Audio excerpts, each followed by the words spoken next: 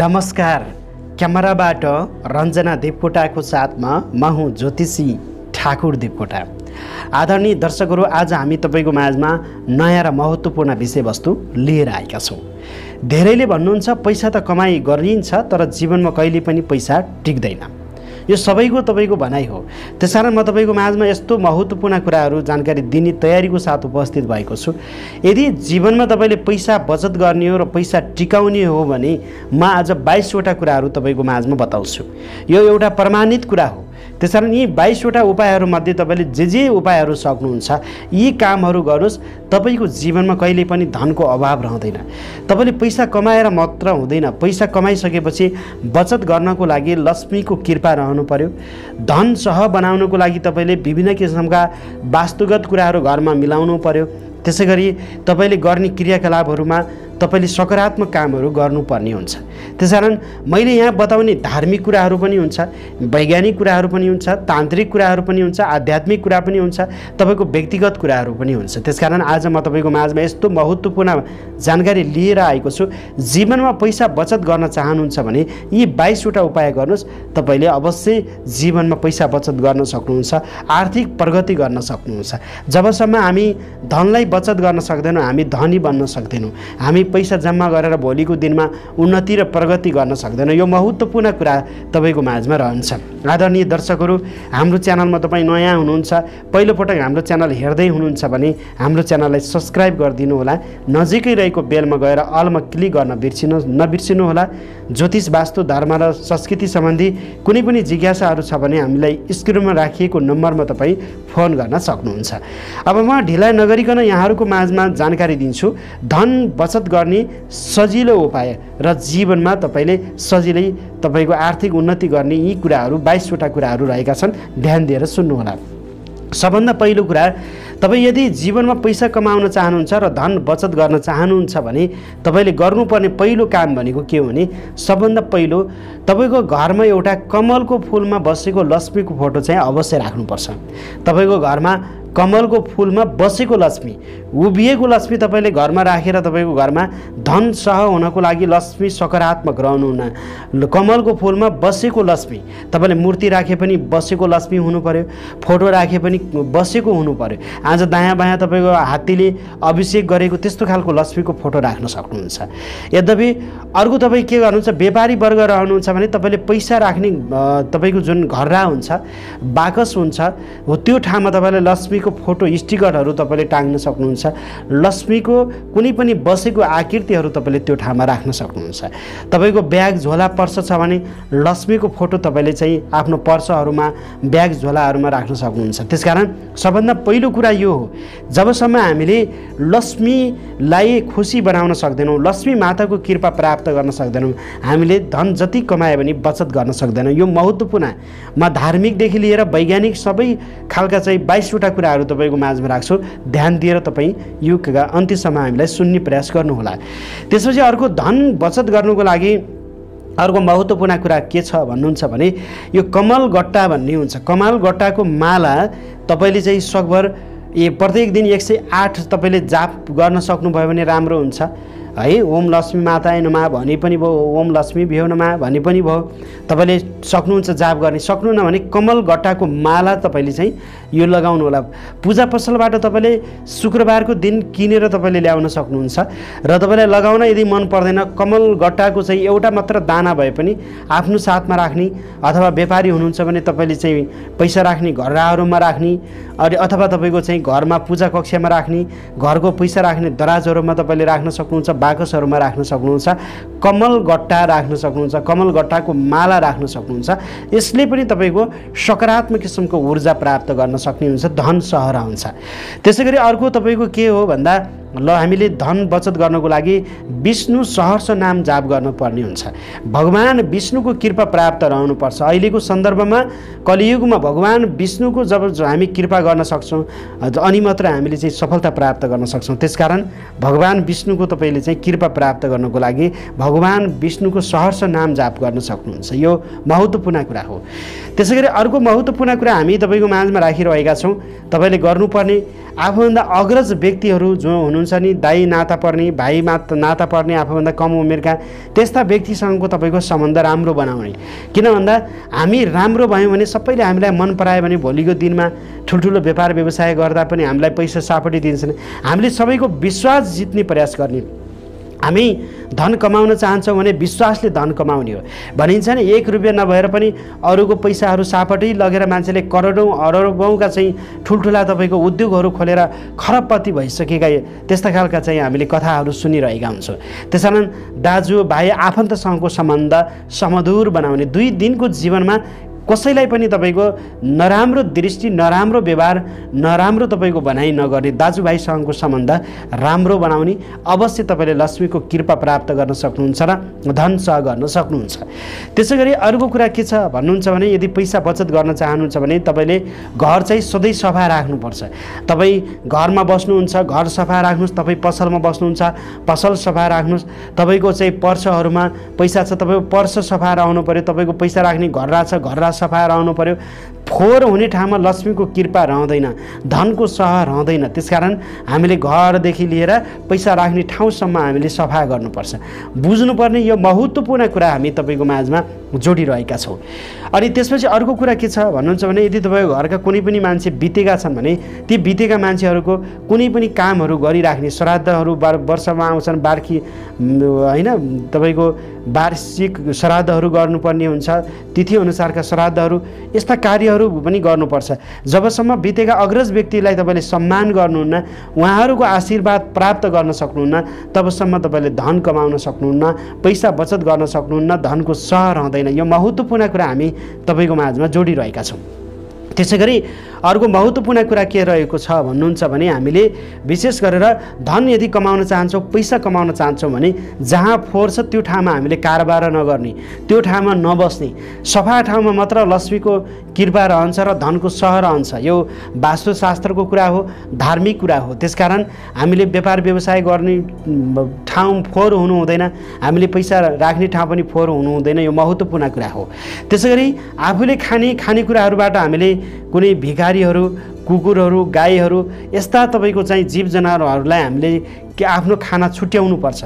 चराचुरुङ्गीलाई तपाईँले चाहिँ आफ्नो खानाबाट केही चिजहरू छुट्याइदिनुहोस्। अग्नि देवताको नाममा तपाईँले खानेकुराहरू राखिदिनुहोस्। केही न केही खानेकुराहरू हामीले एक भाग अरूको लागि छुट्यायो भने हामीले सकारात्मक किसिमको ऊर्जा प्राप्त गर्न सक्छौँ।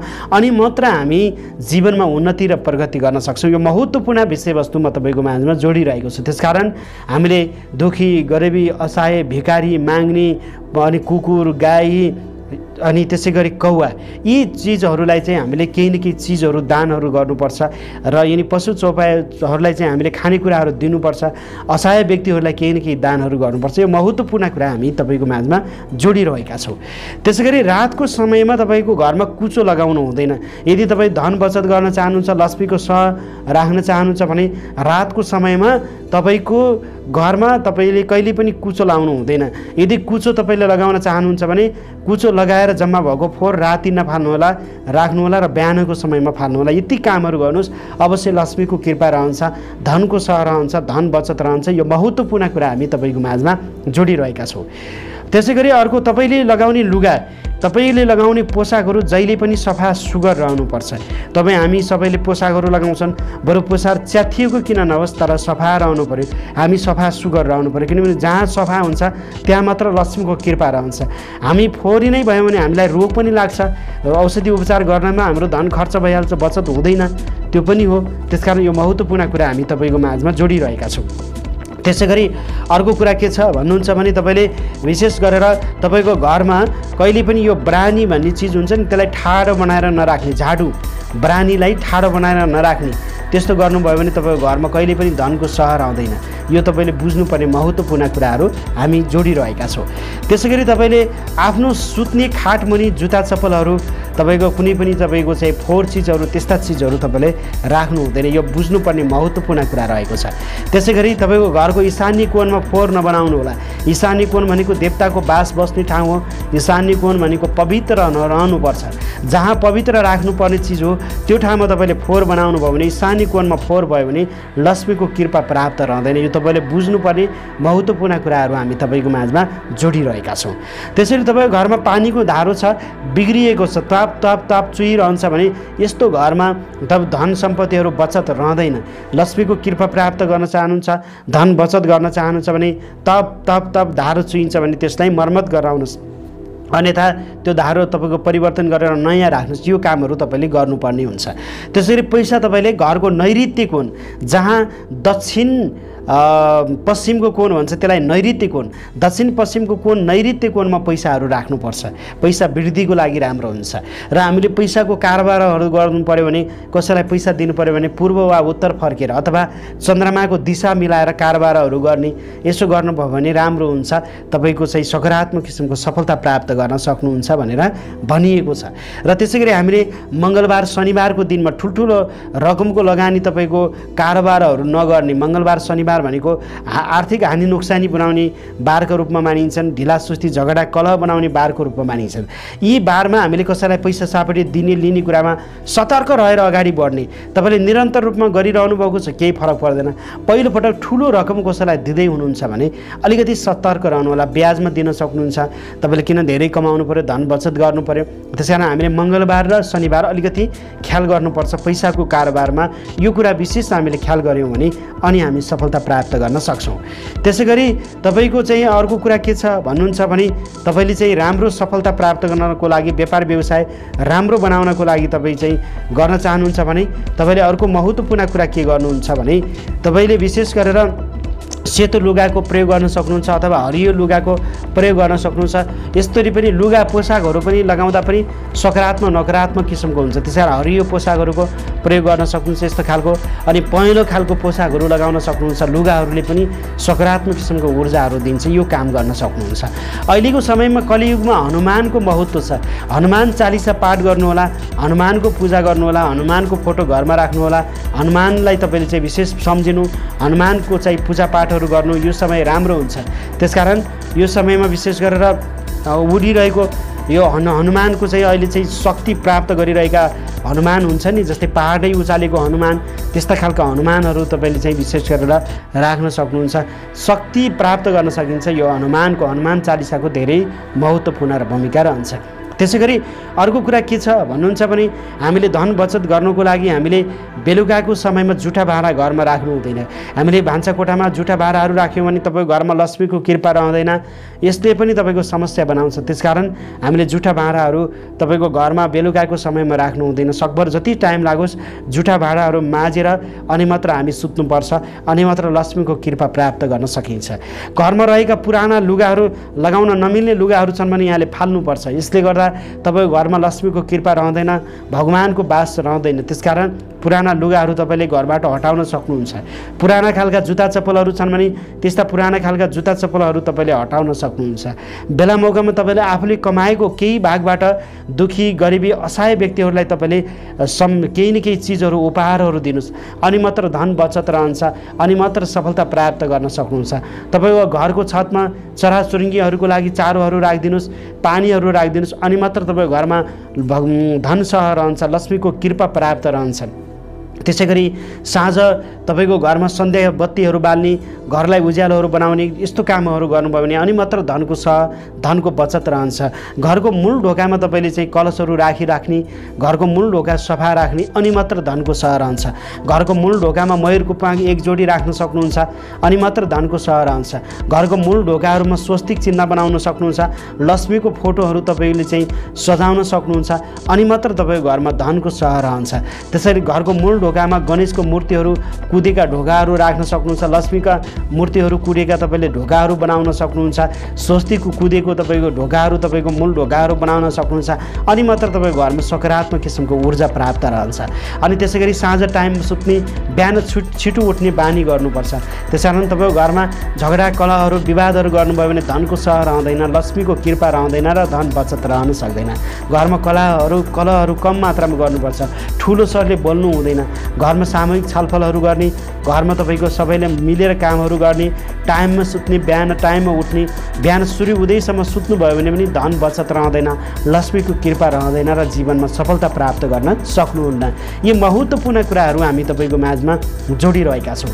आदरणीय दर्शकहरू, आजको यो महत्त्वपूर्ण विषयवस्तु र जानकारी तपाईँहरूलाई कस्तो लाग्यो? जस्तो लाग्यो त्यस्तै सल्लाह सुझाव र प्रतिक्रिया दिन सक्नुहुन्छ।